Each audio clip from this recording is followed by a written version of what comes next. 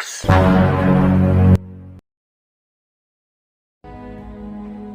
Film dibuka dengan seorang penjahat bernama Lorenzo Pitel yang mendapat telepon dari anak buahnya agar dia segera datang ke kebun anggur di Sisilia. Setiba di sana, Lorenzo melihat anak buahnya yang sudah dibantai dengan cara brutal. Aspetta, mi ha detto di aspettare fuori. Kemudian Lorenzo menemui pelaku pembunuhan yang ternyata dia adalah si bapak kepala botak bernama Robert Nicol, mantan intelijen yang memiliki skill membunuh di atas rata-rata. Dia sengaja membiarkan dirinya ditangkap untuk memancing kedatangan Lorenzo. Adesso sei qui. Lo che stai cercando? Tujuan Robert sebenarnya hanya ingin mengambil sesuatu yang telah dicuri Lorenzo. Walau Robert sudah meminta dengan baik dan memberitahu cara mereka dihabisi, tapi Lorenzo malah menertawakan Robert. Dan kemudian Robert pun memasang waktu di jam tangannya selama 9 detik dan setelah itu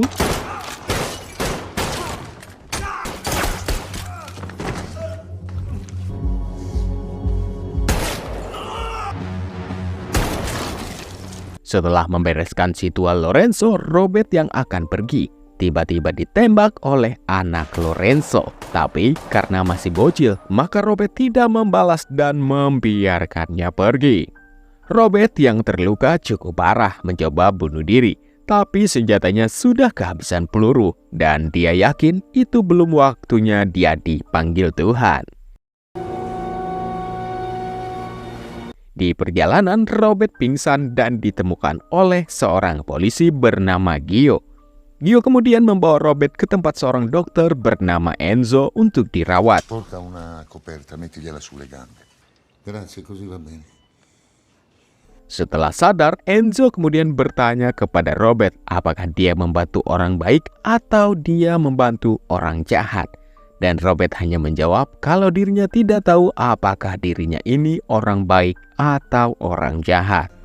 Ha salvato un uomo buono o uno cattivo. Dan di malam itu juga, Robert berencana pergi, namun dihalangi oleh Enzo yang mengatakan kalau Robert masih belum sembuh. Did you sleep well? Yes. Roberto. 3 hari kemudian, Robert yang sudah bisa berjalan, dia disarankan oleh Dr. Enzo untuk berkeliling kota. Robert pun kemudian berkeliling kota dan mampir di sebuah kafe, serta memesan segelas teh celup sosro. Di sana, Robert juga bertemu dengan Gio dan putrinya Gabby. Robert kemudian berterima kasih, dan Gio mengatakan kalau ini semua berkat Dr. Enzo. Dia adalah dokter yang sangat baik, suka membantu dan sangat dihormati di kota itu. Lalu, Gio pun kemudian mengembalikan kunci mobil milik Robert dan mengatakan kalau dia tidak melihat isi tas milik Robert. Ciao Roberto. Selagi nongkrong, Robert kemudian menelpon salah satu agen CIA bernama Colin dan melaporkan kejadian di kebun anggur Sisilia. Robert juga memberikan informasi tentang penyelundupan narkoboy yang dikirim langsung dari Suriah. Tentu informasi yang Robert berikan menarik perhatian Collins yang langsung mencari informasi. Collins, yeah, I have a potential off situation. Malam harinya saat akan tidur, Robert malah teringat dengan sahabatnya Lucy yang terbunuh di film sebelumnya. Dan dengan brutalnya juga di sana Robert menghabisi para pembunuh sahabatnya. Di hari selanjutnya, Robert yang sudah nyaman tinggal di kota Altamonte, dia pun berjalan-jalan mengelilingi kota, hingga suatu ketika Robert melihat salah satu gangster bernama Marco yang datang untuk meminta upeti kepada para pedagang. Dan saat itu juga Marco sedang memukuli salah satu pedagang bernama Angelo, karena Angelo tidak bisa membayar uang setoran. Sebenarnya Robert tidak tega melihat hal itu. Tapi karena keadaan yang belum memungkinkan, akhirnya Robert memilih untuk diam.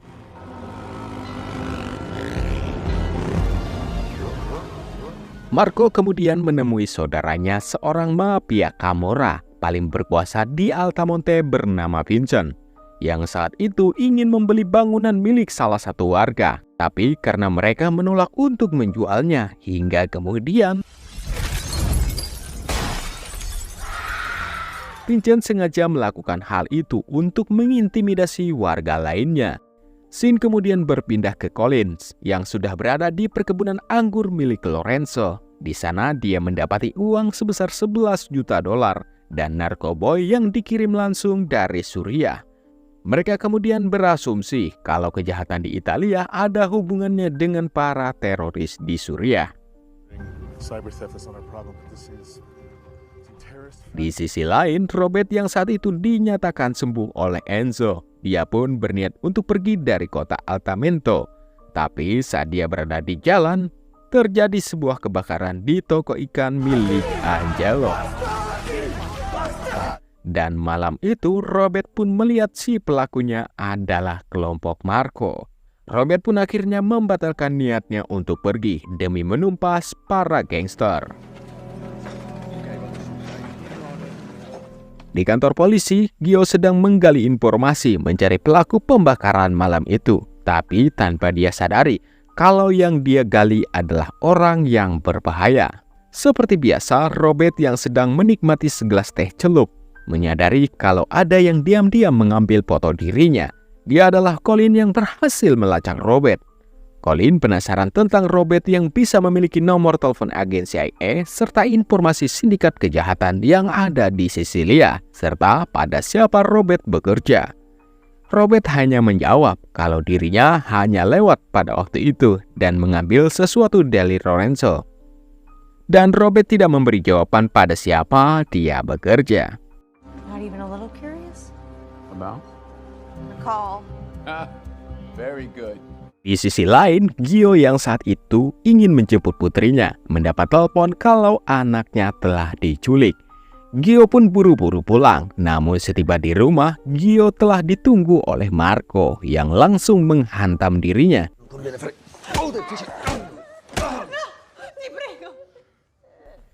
Kemudian Marco memberikan ancaman kepada Gio jika dia ingin putri dan istrinya selamat, agar dia berhenti ikut campur urusan mereka.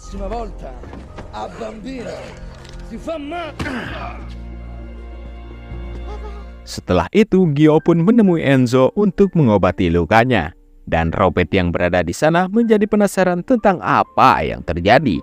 Enzo kemudian menceritakan kalau di kota mereka dikuasai oleh mafia Camorra yang bekerja sama dengan orang dalam pemerintahan. What you call mafia? Di keesokan harinya, Robert bertemu dengan Colin dan memberitahu sebuah informasi tentang pelabuhan tempat transaksi narkoboy, yaitu pelabuhan Elba dan Sardinia yang dijaga ketat oleh para polisi. Dan kemungkinan di sana sudah terjadi transaksi pengiriman narkoboy dari Suriah. Robert juga memperingatkan Collins agar dia jangan pernah berurusan dengan para polisi lokal karena kebanyakan dari para polisi lokal adalah polisi korup. Mendengar hal itu, Collins semakin penasaran dengan cara Robert menganalisa dan apa tujuan Robert membantu tugasnya selama ini. Answer when I'm done. I know you will. Why me?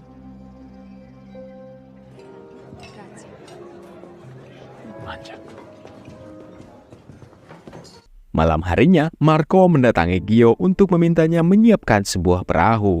Dan di sana ada Robert yang terus memandangi ke arah Marco, yang akhirnya membuat Marco kesal dan meminta Robert untuk tidak ikut campur. Tapi alih-alih Robert takut, malah Robert memelintir tangan Marco dan mengatakan agar Marco segera meninggalkan kota Altamonte. I don't want that. They don't want that. They're telling you to do one thing, but your body's telling you something. Di luar, Marco dan anak buahnya tidak terima dengan perlakuan Robert dan berencana ingin membunuhnya. Tapi tiba-tiba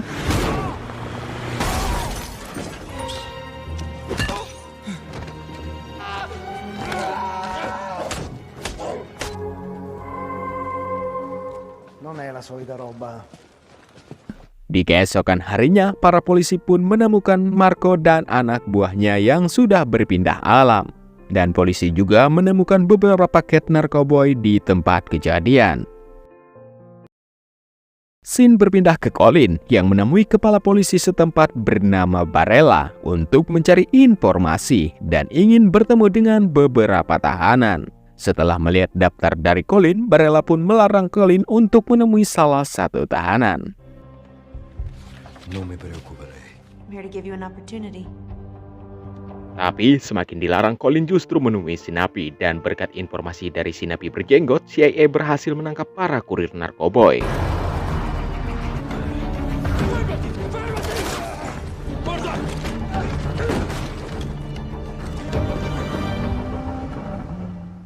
Mi dispiace per tuo fratello. Sementara itu, di kediaman Vincent yang sedang berkabung, Barella menemui Vincent, mengeluhkan kalau CIA datang menemuinya dan meminta Vincent untuk mengatasi hal tersebut. Tapi Vincent yang saat itu dalam keadaan kesal karena belum bisa menemukan pembunuh Marco, malah memotong tangan Barella dan mengancam agar Barella segera mencari pembunuh adiknya.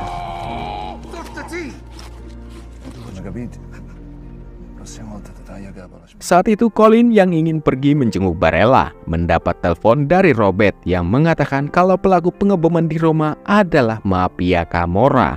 Dan tiba-tiba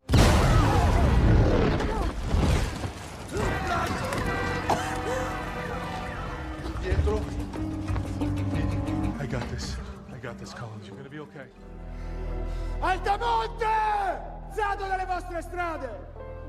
Singkat cerita, Vincent yang datang ke Altamonte dengan membawa Gio, dia mengancam seluruh warga agar segera menyerahkan pelaku pembunuhan adiknya. Jika tidak, maka dia akan membunuh Gio. Lalu dari kejauhan Robert muncul dan mengaku kalau dialah pelaku pembunuhan. I killed your brother. Here I am. Take me. Take me. Tapi saat Vincent ingin mengeksekusi Robert, Enzo dan para warga lain kompak untuk membela. Mereka kemudian merekam aksi Vincent malam itu. Karena direkam, Vincent pun akhirnya tidak bisa berbuat apa-apa dan melepaskan Robert. Sekembalinya di rumah, Vincent pun akan berencana menghabisi Robert di keesokan harinya. Tapi di sisi lain, Robert rupanya sudah bergerak terlebih dulu dan mendatangi rumah Vincent dan menghabisi mereka semua. 30. Che cazzo?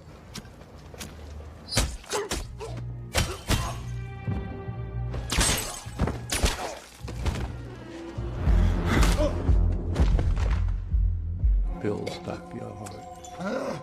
Dan akhirnya Vincent pun juga tewas dengan keadaan overdosis oleh obat terlarang.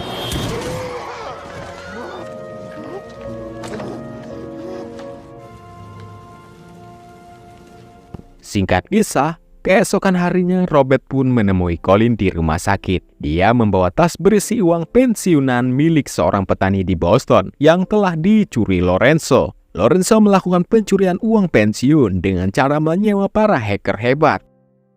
9 months ago. So he lost everything he worked.